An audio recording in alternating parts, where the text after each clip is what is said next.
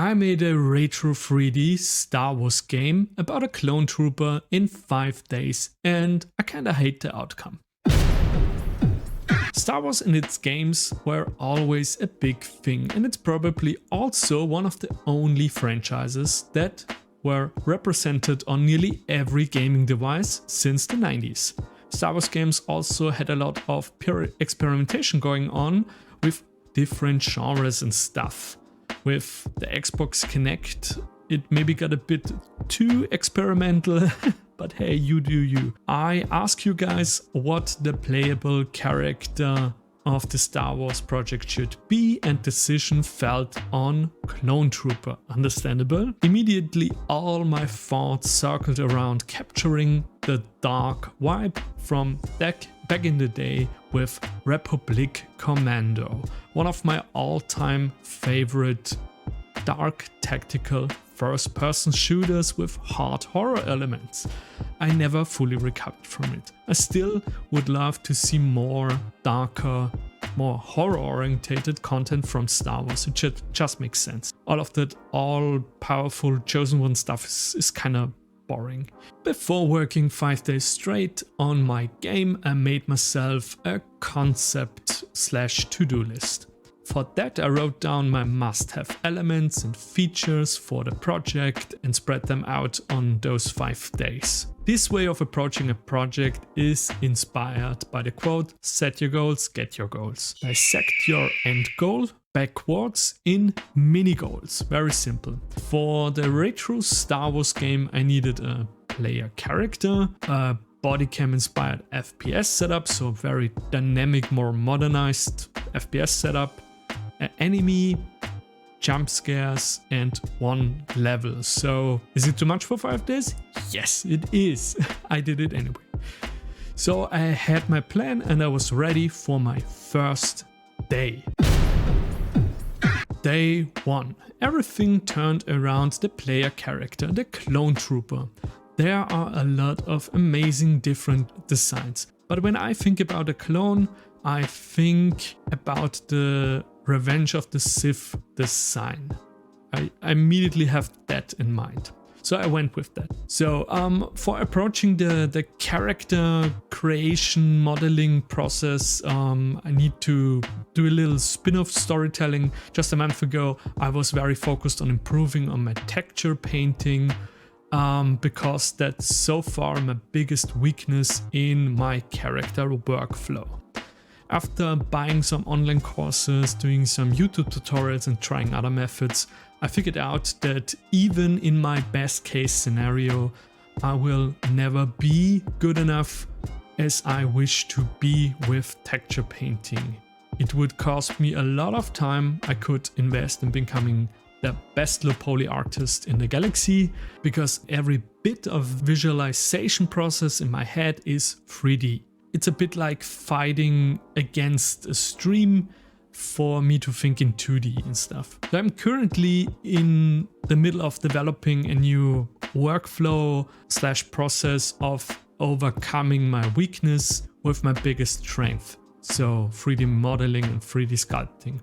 By sculpting a high poly version of what I want in low poly, I end up with two of the 3 main parts of a hand-painted texture, the shadows and the highlights, and only the color itself needs to be painted. It's called detail baking, very common in mid-poly workflows, but yeah, it's a bit unusual for my case, for retro low poly, but the end results surpass everything I could ever achieve by learning hand painting and stuff. I'm working on a chunky tutorial about this method. You will see if you subscribe. You can also give me a suggestion in the comments about what you want me to make in this method. I thought about maybe something more universal, like a zombie or some kind of monster that can be reused. So I ended up on the first day with a clone trooper with a poly count of 999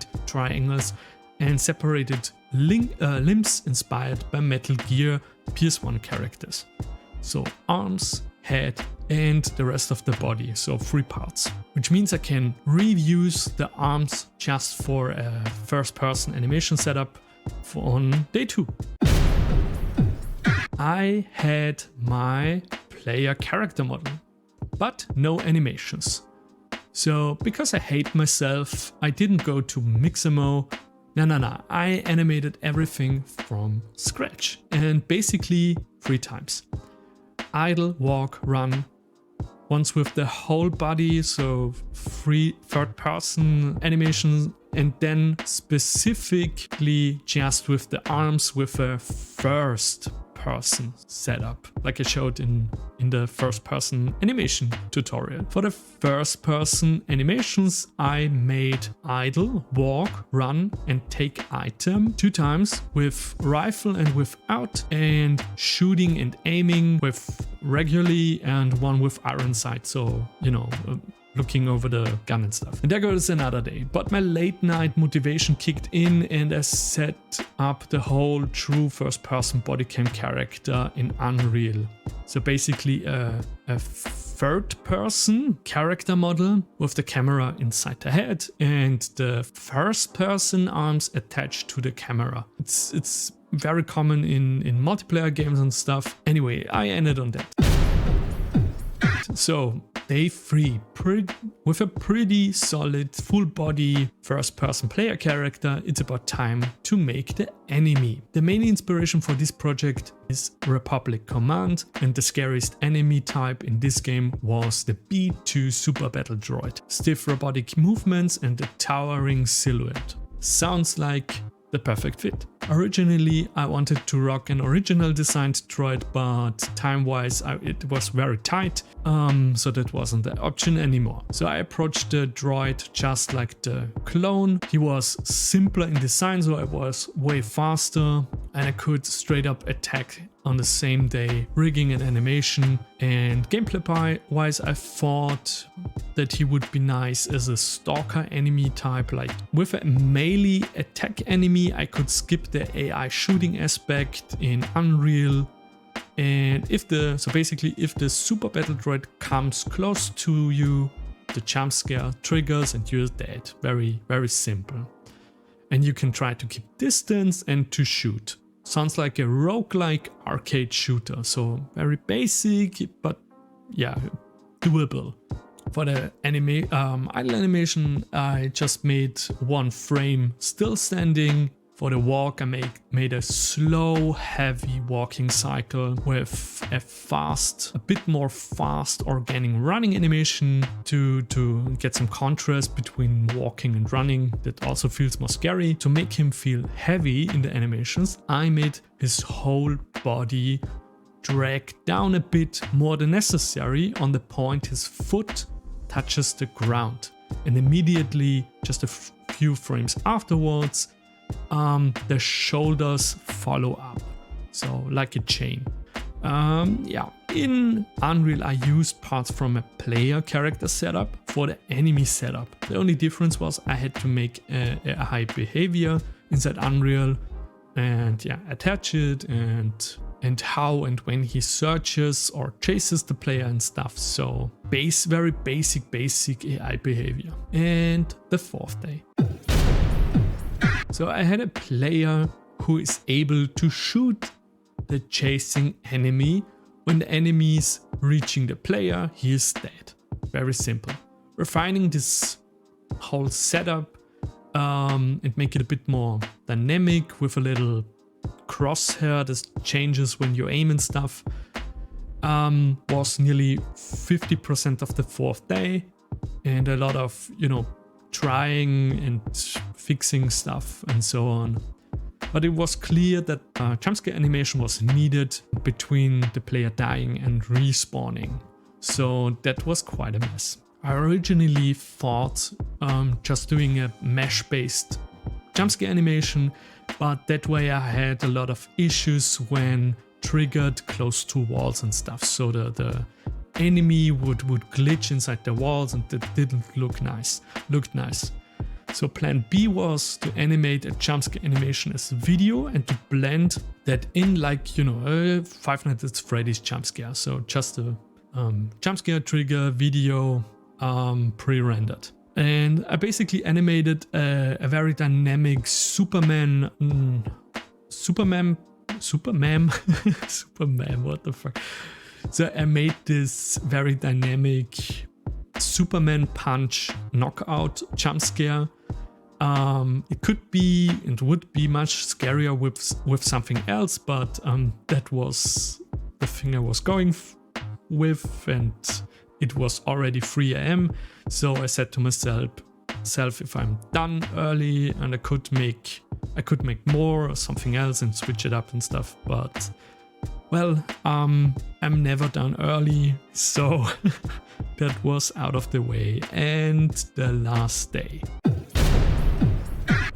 This day I'm actually recording this video, scripting out and writing everything down is also included in the last day, so it's less time than I thought. Now just a few hours left in the final day, May 4th, Star Wars Day. There was still so much stuff to do, or I wanted to add, change and try, but I wanted to challenge myself and really, you know, stick with the deadline and call it a day with the May 4th, with the Star Wars Day. So I jumped into Blender with 4 seamless, I think it was 6 seamless textures from the Quixel bridge, from the Epic's Unreal Engine's Epic's Assets and Material Library. And those are 3 seamless textures based on volcanic sand and volcanic rock formations and snow. And I modeled and sculpted with those textures. My only goal was for the map